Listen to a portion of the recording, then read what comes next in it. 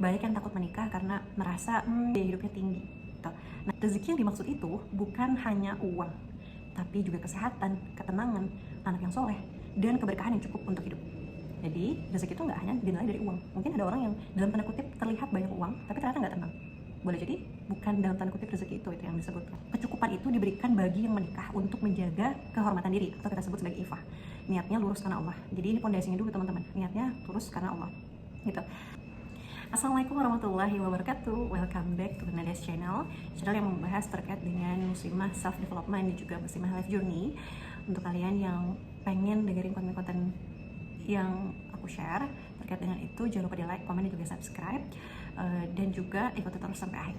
Nah, teman-teman pernah nggak sih dengar ungkapan nikah itu membuka pintu rezeki? Nah, kadang kalimat ini sering kali jadi motivasi, tapi bener nggak sih secara islami itu adalah sebuah jaminan? Banyak yang takut menikah karena merasa kayaknya gajinya pas-pasan atau biaya hidupnya tinggi gitu. Nah, hari ini kita akan bedah tuntas janji Allah dan tips and trik untuk mengelola rezeki ala rumah tangga Islam. Jangan sampai habis ya. Nah, kita mulai dari dalilnya teman-teman. Allah berfirman dalam surat An-Nur ayat 32. Dan kawinkanlah orang-orang yang sendirian di antara kamu dan orang-orang yang layak menikah dari hamba-hamba sahayamu yang perempuan. Jika mereka miskin, Allah akan memampukan mereka dengan karunia-Nya. Dan Allah maha luas pemberiannya, lagi maha mengetahui. Ini adalah janji. Ibnu Mas'ud radhiyallahu anhu sampai berkata, carilah kecukupan dengan menikah, sambil membacakan ayat ini.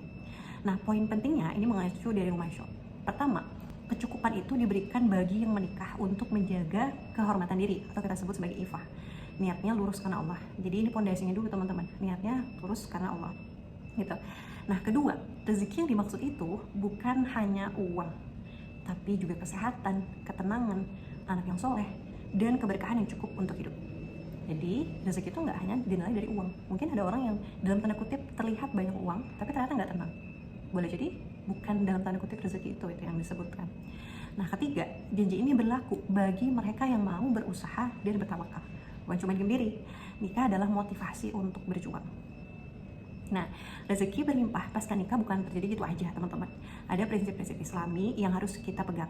Lagi-lagi dari Umayyah sering mengingatkan tentang amalan pembuka pintu rezeki.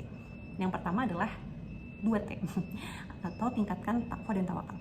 Karena dalam surat At-Tolak ayat 2-3 yang artinya barang siapa bertakwa kepada Allah, niscaya dia akan mengadakan baginya jalan keluar dan memberinya rezeki dari arah yang tiada disangka-sangkanya. Nah, yang kedua adalah perbanyak istighfar. Mohon ampun sama Allah, itu adalah magnet rezeki. Yang ketiga adalah jalin silaturahim. Sambung hubungan kekerabatan teman-teman, itu bisa melapangkan rezeki dan juga memanjangkan umur. Yang keempat adalah infak dan sedekah, termasuk nafkah wajib bagi laki-laki. Nah, nafkah kepada istri dan anak adalah sedekah terbaik. Nah, malaikat itu teman-teman setiap pagi mendoakan, ya Allah ganti bagi yang berinfak. Nah, semakin banyak memberikan nafkah yang wajib, insya Allah hartanya akan semakin berkah. Itu lagi-lagi ada dalam pernikahan. Nah, janji Allah ini harus didukung sama manajemen yang baik dong, teman-teman. Ada 3 tips praktis mengelola keuangan Islami di rumah. Yang pertama adalah prioritaskan pengeluaran. Nah, para ulama ngebagi pengeluaran dalam kebaikan. Yang diutamakan yaitu nafkah wajib. Baik itu berupa makanan, pakaian, tempat tinggal untuk keluarga. Nggak pelit dan juga nggak boros. Yang kedua, tunaikan zakat dan hak Allah. Ketiga, sisanya untuk investasi, tabungan, dan sedekah. Gitu. Nah, yang kedua tipsnya adalah hindari riba, utamain transaksi yang halal, gitu teman-teman. Ini juga salah satu pondasi, jauhi kredit berbunga yang ada ribanya untuk kebutuhan rumah tangga. Kalau ngerasa belum sanggup, tahan dulu. Atau teman-teman juga bisa cari alternatif pembiayaan yang syariah. Ya, KPR syariah sekarang udah banyak, baik untuk kendaraan, modal usaha, rumah, dan lain sebagainya. Karena keberkahan akan hilang ketika ada ribanya. Nah, yang ketiga adalah musyawarah dan keterbukaan. Suami wajib cari nafkah, tapi jangan lupa istri juga wajib untuk bersyukur. Nah, terbuka tentang kondisi finansial adalah kunci untuk kita bisa mencapai yang namanya sakinah. Kalau misalnya istri berpenghasilan, yaitu penghasilan istri. Tapi kalaupun istri mau memberikan kepada suami, itu adalah sebuah sedekah, bukan nafkah. Seperti itu. Nah, jadi pertanyaannya, apakah pernikahan bikin kaya? Jawabannya bisa. Tapi kalau diniatkan dengan benar, disertai takwa, ikhtiar yang halal, dan pengelolaan yang sesuai dengan syariat.